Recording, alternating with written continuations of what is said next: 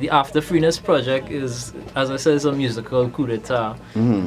Anybody who slighted me or crossed me got mentioned, And as for a number of reasons, one is that, of course, there have been people who've crossed my path or slighted me over the last recent times, and they have to be addressed in the music, because that's the type of artist I am. Right. And also because I feel like I'm one of the most overlooked artists in this game. All of the most respected MCs respect ANS. Yeah, that is true. There's nobody who up there who says ANS is shit. Nah, they ANS can't. is known as one of the top MCs in Trinidad. Yeah. But yet, whenever there's an opportunity by, I don't know what to call it, like the hip hop, like fets and shows or anything, and that kind of thing. Yeah. You don't really see them reaching out to showcase what ANS could do. But what you feel that is, though? I don't know. I don't want to speculate. Alright, fair enough. I'm not into the conspiracy theory thing. I just see things for what they are and I address them as they are. So, getting back to the question, yeah, there's some subliminals and there's some flat out, we call names and we... So who name you call? Alright, so in terms of names, I'm going to give you a little background. Basically, there was a song that was written and recorded for this album, and the name of that song was The Riot Act. So I'd normally when I'm doing songs, I'll write the song, just do a rough recording on my phone, send a voice note, hit up my producers, and let them hear the idea, tell them a little bit about the vibe and whatnot. Right. I'd done that in the latter half of last year to try and get the song done. Ended up going and working with Scoona to build this song, and over the course of a few sessions we knocked out the beat.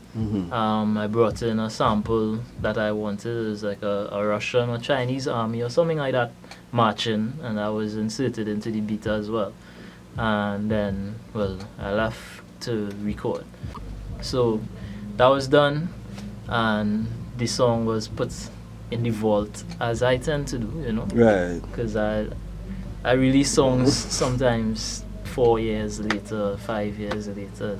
That's just how. So you're sitting down on music. Yeah. So I sat on that one and moved on to other songs, and it was around January this year I had the idea for another song, which ended up being on this After Freeness project. Right. The name of that was Death and Taxes.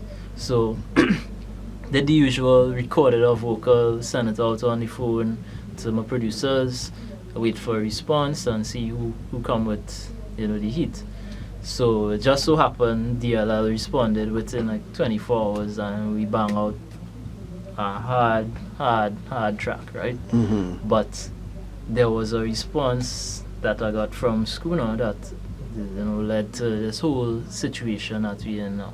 So he basically said, he asked what had happened with the other track, and I told him, it's recorded. We don't have a mix for it yet, so when I have a mix, I'll send it to you. The usual, because that's how we've worked in the past. Right. But then he started to go kind of off the rails, and he was talking about, how he not wasting no more beats on me, and I, the music we've made in the past didn't live up to the potential, because I do like to listen to him, and I was box him in as a producer, and off on a kind of Kanye rant and thing, and I really had time with that kind of fuck shit now. So I'm a very straightforward guy. If I have something to tell you, I'll tell you it. So I don't find, it makes sense. If you had an issue with what we were doing in the past, bring it up in the past. Don't bring it up like years later and throw a tantrum. So I just said, so that means you don't have any beats for me now. Cool. And I discontinued the conversation. But to me personally, I've paid you for the beat. This is actually the most expensive beat I've ever purchased by any producer in the country. Right. And I'm a loyal, repeated customer of Scoona's business. Right. There have been several projects by me that have Scoona production on, going back from All Saints Day, Silent Majority, After Freeness, Pimp Music Volume 2. 4 projects, they're Scoona production on all of them. All of those beats I've paid for. I've never asked any producer to give me a free beat, none of that. I don't do that. So, to me, it is disrespectful when you have a paying customer, a loyal paying customer, and you telling them about wasting your beats. So, the situation devolved from there because, a few days later, he wanted to call and find out what was going on with the beat. And I said, well, it's the same situation as 2 days ago. So then the truth came out that he had fallen in love with the beat and he recorded a song on the beat and he felt it was a hit and he wanted to get the beat back. So I didn't really want to talk at that point. I told him, well, call me back later down in the week. I think it was like Monday. Told him call me Thursday and we could talk on the matter. And then inform my manager and whatnot. So when I discussed it with him, I was like, you know what? I spent the $2,000 on the beat, which is the price that he charged. $2,000, which is plenty. Alright. I went to one studio to record my vocals. That's $200 for studio time. I went to another studio to record another set of vocals for Mikasmiastic. That's $300 studio time. That's $2,500 already. And then you factor in the fact that if I sell you back the beat, I'm gonna have to find production to replace it, have to re-record. So that's money. Yeah. So we discussed and I said, you know what, I will charge $3,000 to sell him back the beat, which to me I think is still reasonable to this very day, And when I informed him of that, he threw another tantrum talking about I trying to profit off of his shit and how I trying to hold niggas back and he think he have a hit and I don't want him to shine and all kind of bullshit that really doesn't make any sense, If you want something back and it belongs to me, then I think I have the right to call the price. So then is when he decided to be shady, where he claimed that because I have no receipt, the beat is not mine, that he leased it to me and he could use it anyway. And I was like, alright, cool. Whatever you want to do, you do it. I'm not really concerned with that. If you want to buy it back, you heard my price, you know where to find me, and it's cool. And of course, from there now, it reached to him sending some lawyer from West Moorings to call my phone, somebody named John Murray, and he's calling me and telling me that I have no legal standpoint and a set of bullshit about the fact that I don't have proof for ownership, the beat is not mine, and whatnot. Now again, that to me is shady because that's down to his poor business practice that you're trying to use against me. Everywhere else that I go, I'll get receipts from people for beats I buy, and he's the only person who doesn't have like any kind of standard business practice. I don't think he has a receipt book. So to me that's shady. So anyway, I told the lawyer to get off my phone. I don't want to talk to him. Talk to my manager. He'll negotiate everything and you'll organize, pay us, and we'll give you the beats, and you'll never hear from us again. They wanted to trade 3 beats for the beat, and I told them that is not gonna happen because I'm wasting Scoona's beats and it's not living up to his true potential, and therefore there's no reason for us to work together. Why should I continue to waste Scoona's time by taking 3 further beats? To me it didn't make sense. So that's why I said no, cash only. We're not interested in any of the other extracurricular shit. So the negotiations were going on. Scoona then reached back in my WhatsApp, sent a set of messages. Apparently I don't know what exactly I tweeted that offended him, because I didn't call nobody name or nothing. And then there's things like song lyrics as well, which we tend to quote. He got upset about something that was said on Twitter. I'm not specifically sure about what.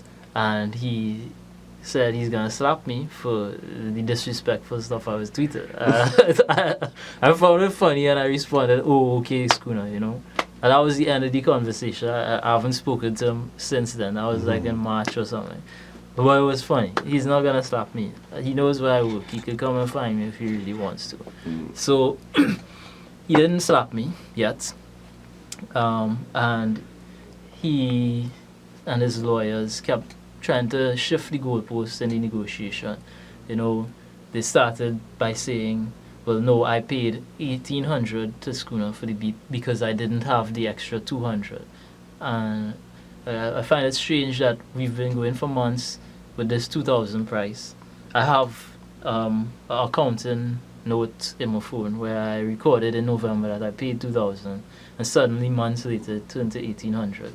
Then they changed it. They said I paid $1,500 for the beat, and then they finally decided, cool, we're gonna pay, and we negotiated down to $2,750, which is a loss for me in any way you interpret the situation. To me, that's a loss.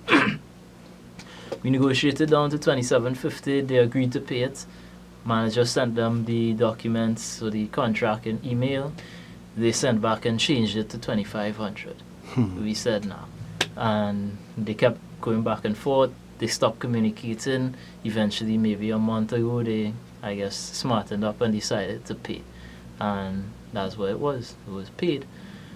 And I was happy, I guess, because, you know, wherever we get some form of remuneration, he can go on and make his hit record, and, you know, his career could skyrocket and all of that good shit. But, you know, I not gonna just let that go so easily. So you put it in a song. Well, a couple. Now, there's one other aspect that I kind of leaving out, but I don't want to call nobody else name in this shit, so I'll leave that out, okay? But just know that there was another incident as well, not involving me, that let me know that Scoona had been going around telling people he recorded a diss track for ANS. So I was like, cool, that sounds good, you know? That's really not... You enter in my realm then. Right, you know? So you do one too. What's the name of yours? I did something. Well, firstly, people would have noticed on the last verse of I Hate Love Too, you know, I started talking about people who fake love and all that, and people acting their height instead of acting their age. So that was like the bait and switch. That was the, you know, that was the stop to bring them out to the hoop. That was the warning shot. Yeah, that was just busting off the flare. Right. And then the name of the track is Bad Move, which y'all will hear soon. Right. Trini Rap Mix have it, that was an exclusive. It's also on the After Freeness album. Right. You know, so yeah. It is what it is.